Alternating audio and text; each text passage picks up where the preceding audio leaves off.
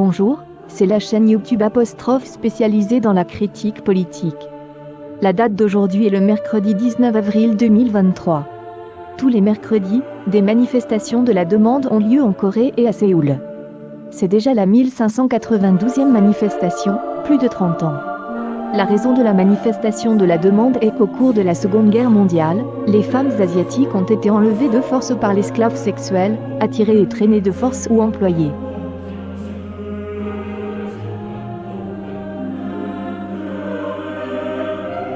Le Japon est historiquement notoire pour ne pas avoir de réflexe et de pardon.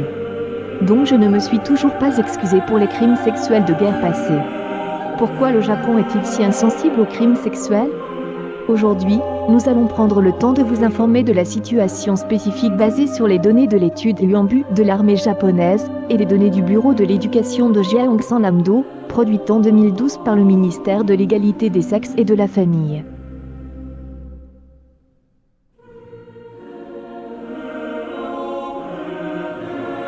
Même en 2023, le Japon produit énormément de vidéos pornographiques de classiques au point qu'il est douteux qu'il s'agisse d'une mesure de vie pour divers crimes sexuels au Japon.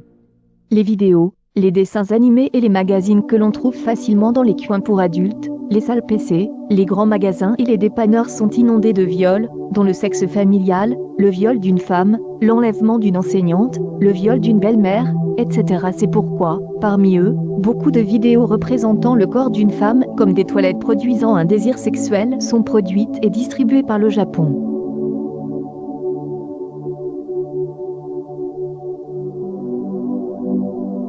L'origine de ce contenu vidéo provient en fait de la culture japonaise. Alors, qu'est-ce que le Yuan décrit comme une femme que les Japonais aiment tant comme un vestiaire de résolution de désirs sexuels ? Pendant la Seconde Guerre mondiale, l'impérialisme japonais a construit des Yuan shots dans des unités militaires japonaises et a forcé les femmes des territoires occupés comme la Corée coloniale, la Chine, les Philippines et l'Indonésie à devenir esclaves sexuels des soldats. L'un des objectifs de la fondation de l'esclavage sexuel militaire japonais était de remonter le moral des troupes japonaises. Au milieu de la guerre qui se poursuit, les soldats ont souffert d'un stress énorme, le moral s'est dégradé, ce qui leur a permis de soulager leurs désirs sexuels de manière à y remédier.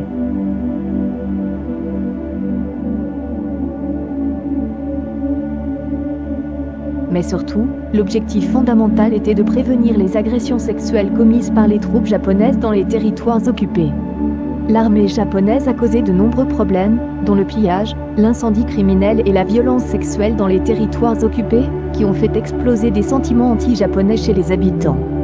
Lorsque la gouvernance des territoires occupés est devenue difficile, nous avons mis en place un système militaire japonais esclavagiste pour prévenir cela. Le UNESO a été créé, exploité et mandaté par l'armée ou par le secteur privé pour présenter différentes formes selon le moment et l'endroit, mais dans tous les cas, il a été protégé, supervisé et soumis à une réglementation stricte. Si le secteur privé a créé UNESO, pour devenir UNESO, il fallait nécessairement obtenir l'autorisation de l'armée et obtenir un permis de l'armée.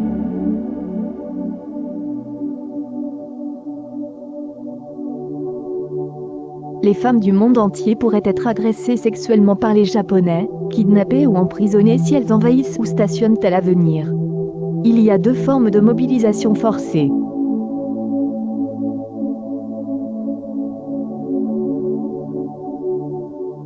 D'abord, il s'agit d'un acte de violence physique, généralement facilement envisageable. Dans le cas des grands-mères, cela inclut les soldats japonais, les policiers, etc. qui jouent avec leurs amis, ou qui sont automatiquement emmenés dans un camion à la maison ou sur le terrain. Ensuite, il a été exécuté dans une situation où il n'a pas d'autre choix que d'y aller par contrôle obligatoire contre son intention.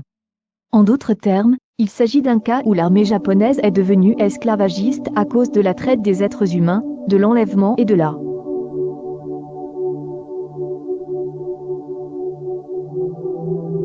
mais qu'ils aient été victimes de violences physiques et d'intimidation par des organismes gouvernementaux tels que les militaires et la police, ou qu'ils aient été arrêtés par ces derniers, ils ont tous été mobilisés sans savoir qu'ils seraient esclavagistes. Même s'il a été arrêté par fraude à l'emploi d'entreprises privées, il était sous surveillance et contrôle strictement pendant l'exécution, et il a été surveillé et géré de manière à ne pas pouvoir s'échapper du Yuan.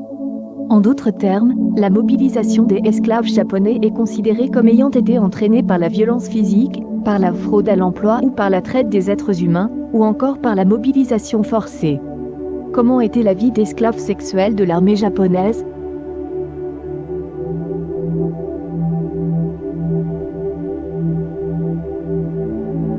Les femmes détenues pour esclavage sexuel par l'armée japonaise ont été agressées sexuellement par au moins 5 à 60 soldats japonais par jour, et n'ont pas eu le temps de se laver, ou de manger parce que les soldats faisaient la queue. Dans un environnement pauvre, le paludisme, la tuberculose et les maladies transmises sexuellement, elles ont perdu la vie. Même une fille qui avait des règles, ou était enceinte n'était pas libre d'agression sexuelle. Les Japonais ont même fusillé des filles qui étaient enceintes et jugées sans valeur d'utilisation et, s'ils ne sont pas fusillés, ont avorté et les ont renvoyées au Yuan.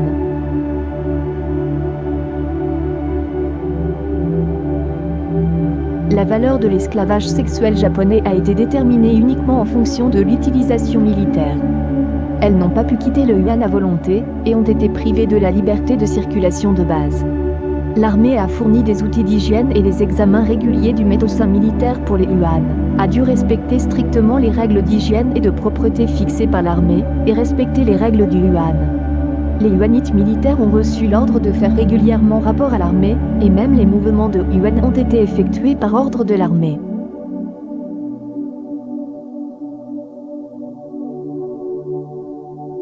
En 2023, les vidéos pour adultes, les dessins animés et les animations, qui sont encore produits et distribués au Japon, débordent de contenus identiques, ce qui est inquiétant.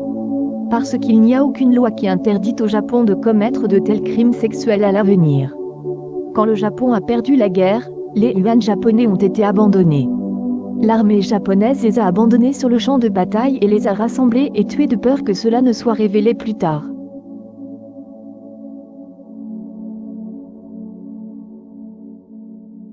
Beaucoup de filles sont revenues dans leur pays d'origine, passant plusieurs fois le cap de la mort sans abandonner l'espoir, mais n'ont pas réussi à rentrer chez elles. Après la guerre, les survivants ont souffert de souffrances physiques et mentales à cause de violences et de tortures telles que des coups et des tortures, des infections sexuellement transmissibles, des fausses couches, des opérations d'infertilité et des exutoires. Non seulement elles souffraient physiquement, mais aussi mentalement, donc elles devaient dormir la nuit en laissant la lumière allumée, et avaient peur de souffrir de cauchemars ou de rencontrer quelqu'un d'autre. Les grands-mères survivantes victimes de l'esclavage sexuel n'ont pu révéler la vérité sur l'esclavage sexuel japonais, et leurs blessures n'ont été que pourries à l'intérieur.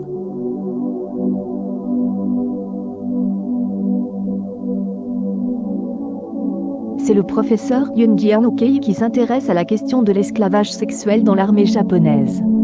Le professeur Yunjian Okei a pu s'échapper parce qu'il connaissait la situation de recrutement forcé de l'armée japonaise, mais il s'est senti beaucoup responsable de l'enlèvement d'autres amis, et a étudié l'esclavage sexuel japonais pendant longtemps après la libération.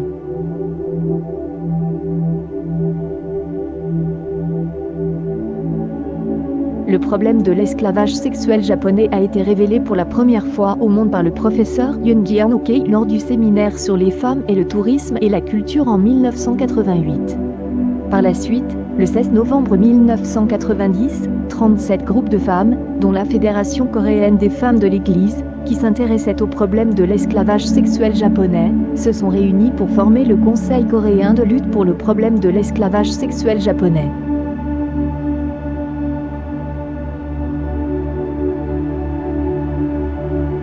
Le 14 août 1991, grand-mère Kim Ak-sun a témoigné publiquement pour la première fois parmi les victimes de l'esclavage sexuel japonais.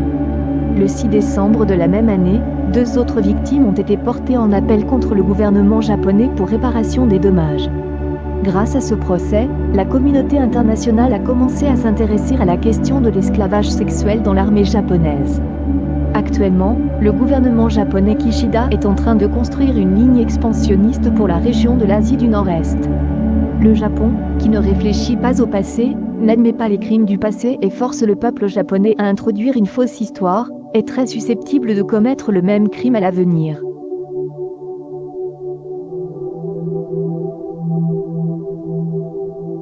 En particulier, le Japon se classe aujourd'hui parmi les premiers producteurs de vidéos pornographiques dans le monde.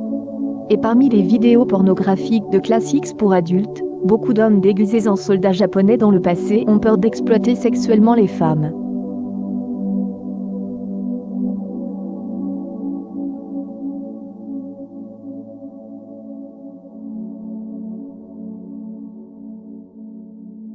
La chaîne YouTube Baekpyeong continuera à protéger les droits de l'homme. Aujourd'hui, je vais vous montrer seulement ce contenu.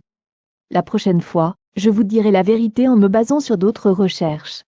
Merci d'avoir regardé, et si vous me donnez un abonnement, une invitation à m'abonner, une invitation à regarder et à partager des vidéos, cela me sera d'une grande aide pour la production vidéo. Merci.